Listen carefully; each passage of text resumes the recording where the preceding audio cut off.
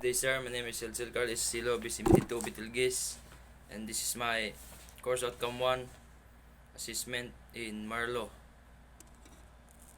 So, in task 1, Filipino captain defies order from Chinese warship. So, the applicable regulation is the UNCLOS, or the means United Nations Convention of the Law of the Sea. Article 3, which is where every state has the right to establish the breadth of its territorial sea up to a limit not exceeding 12 nautical miles measured from baselines determined in accordance with the convention. It is applicable to UNCLOS Article 17, which is subject to this convention.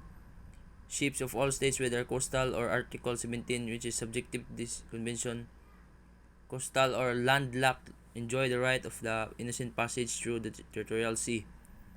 And then Regulation 2 and Regulation Rule and Chapter and Title is Part 2, Territorial Sea and Contiguous Zone. Territorial Sea and Section 3, Innocent Passage of the Territorial Sea. Subsection A, Rules applicable to all ships. The concise requirements of the applicable regulation, the specified situation. Subject to this convention, ships of all states, whether coastal or landlocked, enjoy the right of innocent passage through the territorial sea.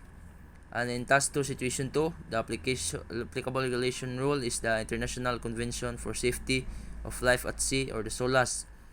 The regulation rule chapter and title is the Chapter 3, Life-Saving Appliances and Arrangement Regulation 20, Operational Readiness, Maintenance, and Inspection.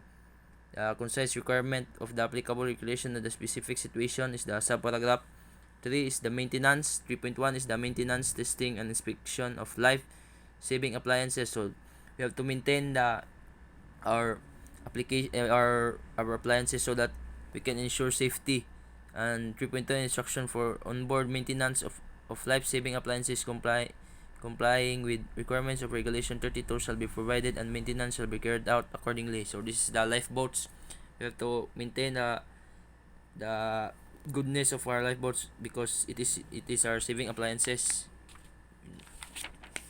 And in 3.3, the administration may accept in line the instruction required by the paragraph 3.2 a shipboard plan maintenance program which includes the requirements on Regulation 36.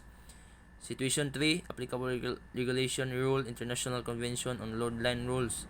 The regulation rule chapter and title, Annex 1, Chapter 2, condition of assignment of freeboard, Regulation 1, repairs, alternation, and modification. Concise requirements of the applicable regulation of the specific situation. A ship which undergoes repair, alterations, modification, and outfitting related therefore shall continue to comply with at least the requirements precisely applicable to the ship. So when a ship undergoes a repair, so it has to comply to the applicable of the ship. And 1.2, repairs of the alteration of the modification of a major character and outfitting related thereof shall meet the requirements for a new ship insofar as the administration. And in Situation 4, applicable regulation rule, Maritime Labor Convention, MLC, regulation rule, chapter and title, Title 3, accommodation, recreational facilities, food and catering regulation. Concise requirement of the applicable regulation, the specified situation. Each member shall adopt rules and regulations requiring that the ships that fly its flag meet the minimum standard to ensure that any accommodation or seafarers working on living on board or boat is safe, decent, and in accordance with the relevant provisions of this standard. B, are inspected to ensure initial and ongoing compliance with those standards. That's it, sir. Thank you.